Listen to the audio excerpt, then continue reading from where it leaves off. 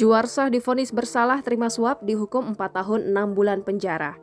Isak tangis keluarga mengiringi pembacaan putusan pengadilan terhadap Bupati Muara Enim nonaktif Juarsah yang terjerat kasus gratifikasi penerimaan suap pada Jumat 29 Oktober 2021. Majelis Hakim yang diketuai Sahlan Effendi menjatuhkan vonis hukuman 4 tahun 6 bulan penjara serta denda 200 juta rupiah subsidiar 6 bulan kurungan. Selain itu, Juarsah juga diwajibkan membayar uang pengganti sebesar 3 miliar rupiah yang apabila tidak ganti, harta bendanya akan disita dan jika tidak mencukupi, maka diganti pidana penjara 10 bulan. Mendengar putusan tersebut, puluhan orang yang terdiri dari keluarga, kerabat maupun simpatisan Juarsah banyak yang tak kuasa menahan tangis. Juarsah sendiri terlihat mencoba tegar dan meminta keluarganya untuk tetap tenang dengan apa yang terjadi.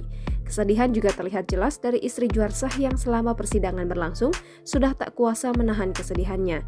Saat mendengar hakim membacakan putusan terhadap sang suami, istri Juarsah tampak begitu syok dan menangis terisak hingga bahunya terlihat bergetar. Namun dia berusaha meredam suara lantaran proses pembacaan persidangan masih berlangsung ketika itu.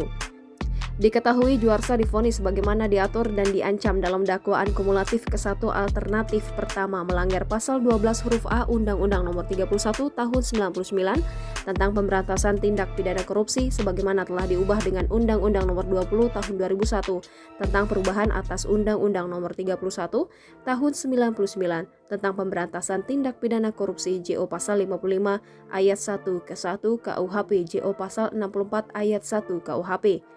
Sebelumnya, Bupati Muara Enim nonaktif Juarsah yang terjerat kasus dugaan penerimaan suap dan fee pada 16 paket proyek peningkatan jalan senilai 130 miliar rupiah di Kabupaten Muara Enim menjalani sidang dengan agenda putusan hakim di Pengadilan Tipikor Palembang pada Jumat 29 Oktober 2021. Jangan lupa subscribe, share, komen, dan like ya!